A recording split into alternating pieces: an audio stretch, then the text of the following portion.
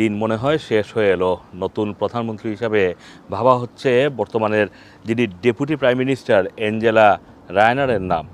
British প্রধানমন্ত্রী sir care Starmer তিনি যেই পরিবর্তনের আশা নিয়ে গত নির্বাচনের আগে ডাক দিয়েছিলেন এবং সেই নির্বাচনে সাড়া দিয়েছে ব্রিটেনের সংখ্যাগরিষ্ঠ ভোটার, আর তারপরেই লেবার পার্টি সরকার গঠন করেছে।